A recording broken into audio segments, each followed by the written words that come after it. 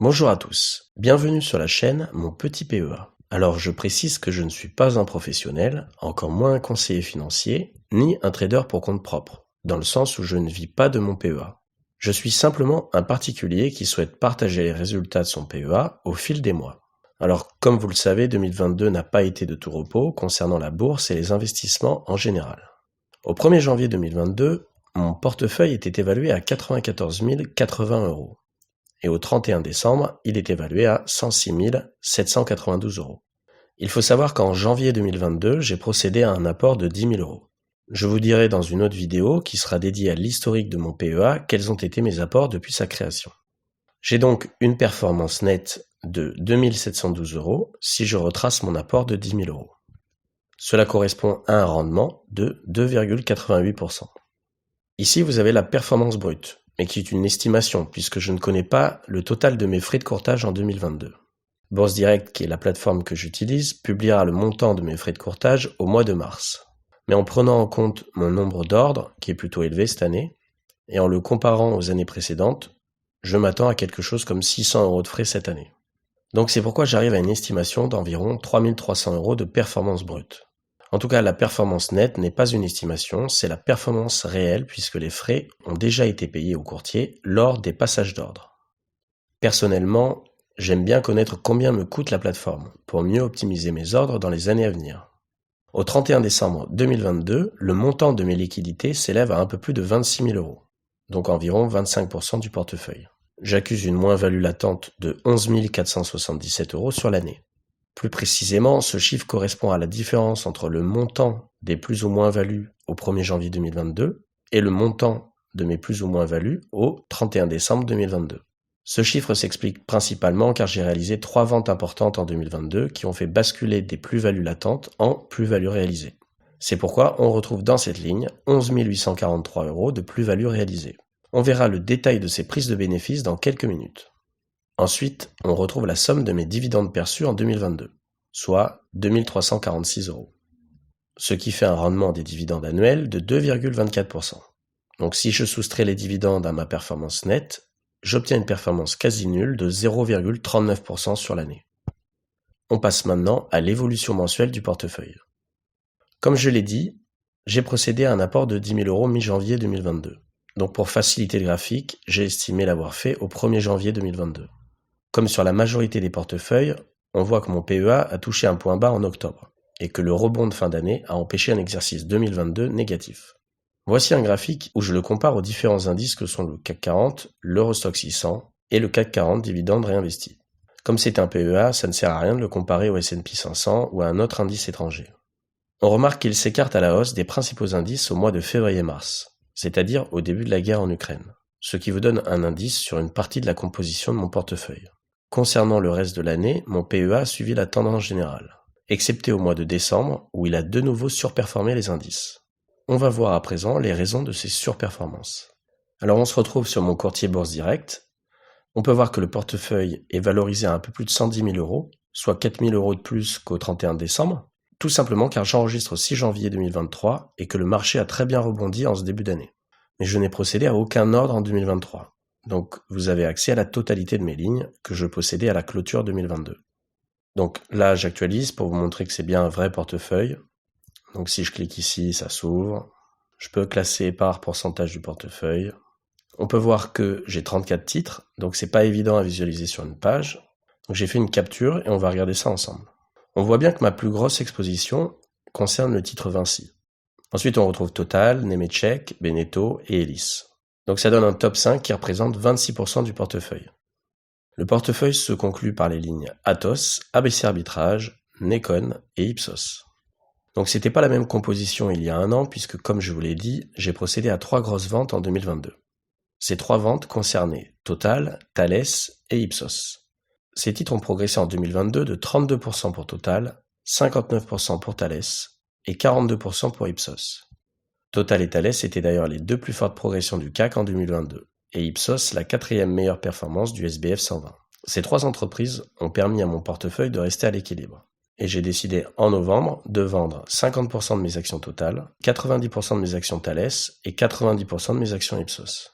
Ces 3 entreprises qui aujourd'hui ne représentent plus que 6% du PEA représentaient au 1er janvier 2022 20% du portefeuille, dont 10% exposés rien que sur Total qui était ma plus grosse ligne.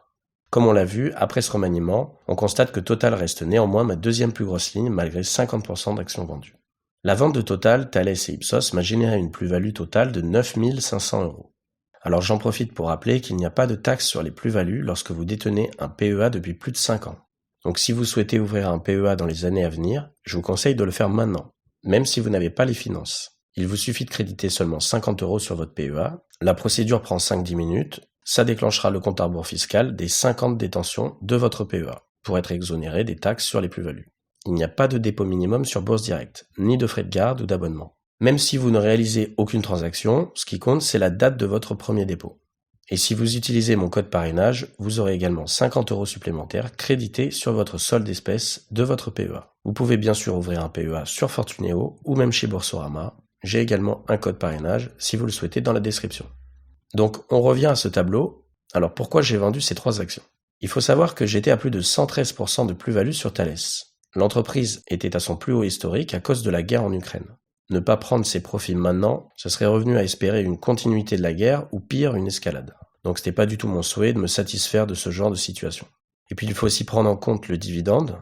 Or cette plus-value était égale à 23 années de dividendes versés par Thales au prix actuel. Pour tous ces éléments, j'ai souhaité me séparer de 90% de ma ligne.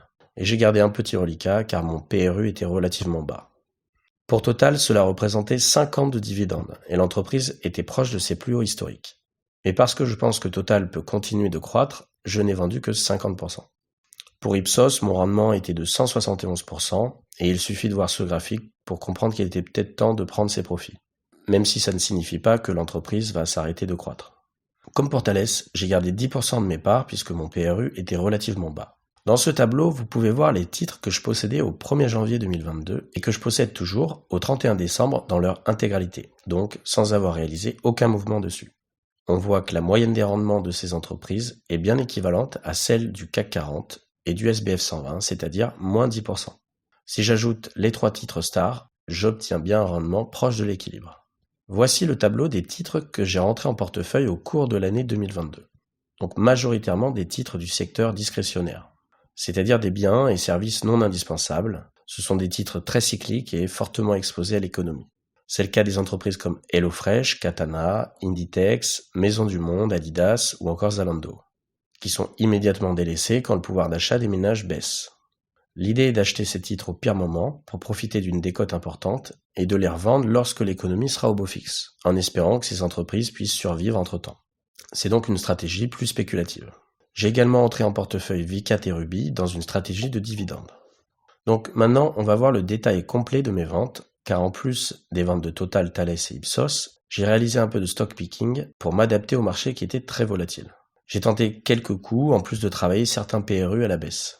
J'ai notamment pu acheter Inditex, l'entreprise espagnole qui possède Zara, très proche de son point bas puisque j'ai un PRU sur Inditex à 20 €. C'est une entreprise que j'aime beaucoup et que je rachèterais sûrement plus fort si le titre revenait chercher les 20 €. Même chose pour ASML Holding ou encore Kering. Si on soustrait les ventes de Total, Thales et Ipsos, mon stock picking m'a rapporté un peu plus de 2200 € de plus-value réalisée, ce qui donne un rendement proche des 2%, soit à peu près équivalent aux dividendes perçus. En fin d'année, j'ai notamment profité de la violente chute de Téléperformance, suite à l'enquête colombienne ouverte contre l'entreprise. Je pense que le marché a eu peur d'un deuxième Orpea, mais pour moi le scandale était différent. Et surtout, j'ai estimé que l'impact auprès de l'opinion publique ne pouvait égaler le scandale Orpea. Donc j'ai placé un petit billet qui représentait environ 1% du portefeuille et j'ai revendu l'intégralité de ma ligne Téléperformance un mois plus tard, après un rebond de 30%. J'ai aussi profité des forts rebonds de fin d'année sur Prosus et Katana qui m'ont généré un rendement respectif de 50 et 25%. Ces 3 entreprises que sont Téléperformance, Prosus et Katana expliquent la surperformance de mon PEA en décembre. On arrive à la partie des dividendes. On l'a vu, en 2022, j'ai perçu 2346 € de dividendes. Sans surprise, c'est Total qui représente près de 30% de mes dividendes annuels, surtout que cette année Total a versé 5 dividendes, dont son dividende exceptionnel de décembre. Sachant que je me suis séparé de 50% du titre, mes dividendes en 2023 devraient diminuer pour redescendre aux alentours des 2000 €.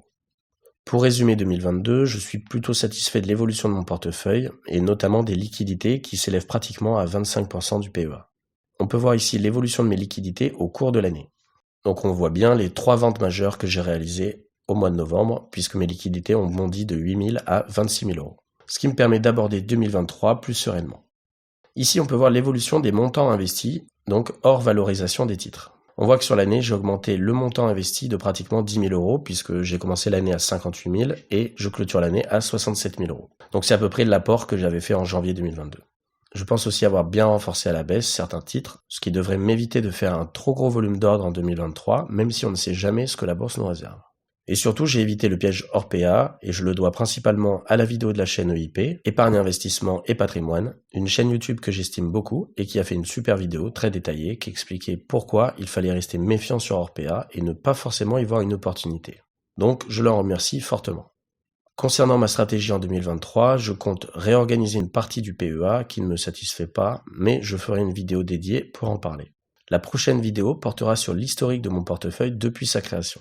Ainsi, vous y découvrirez le montant de ma performance globale ainsi que la somme de mes apports initiaux. Si vous souhaitez continuer d'échanger à propos de votre PEA et de vos investissements, vous pouvez rejoindre le Discord Mon Petit PEA. Merci d'avoir regardé cette vidéo jusqu'au bout. À bientôt.